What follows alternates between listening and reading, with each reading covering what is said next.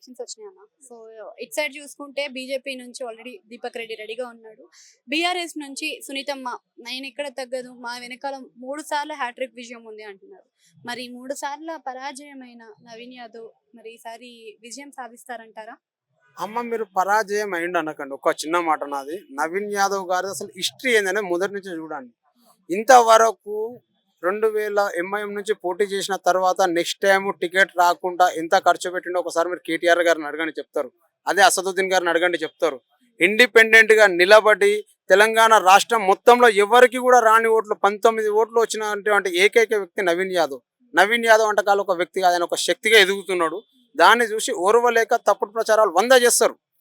కేటీఆర్ 100 తప్పుడు ప్రచారాలు చేసేట్లా కేటీఆర్ మించిన కింగ్ లేడు.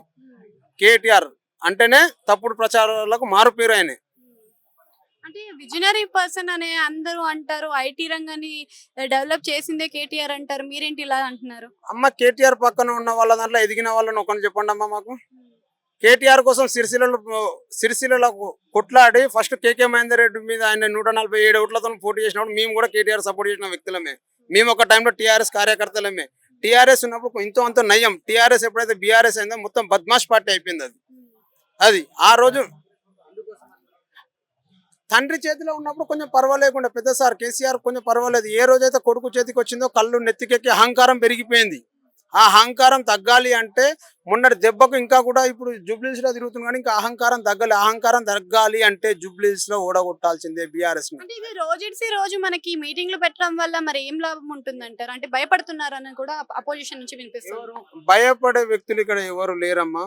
జూబ్లీస్ లా భయపడుతున్నారు అంటే వాళ్ళ ఈ 10 ఏళ్ల పాలనలో ఒక్కొక్క కార్యకర్త మీద ఒక్కొక్క ఉద్యమకారుని మీద కంసకం లేదన్నా కానీ 10ల కొద్ది కేసులు పెట్టించిన ఘనత ఈ టీఆర్ఎస్ గవర్నమెంట్ ఉన్నది.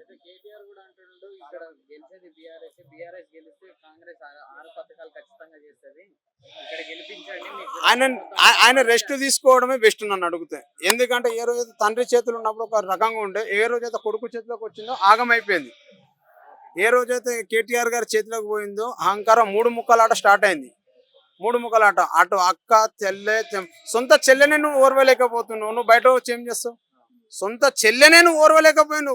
ఎదుగుతున్నది అని చెప్పేసి ఒక తెలంగాణ ఆడబిడ్డ ఎదుగుతున్నది అని చెప్పేసి నువ్వు ఆమెనే తొక్కేసి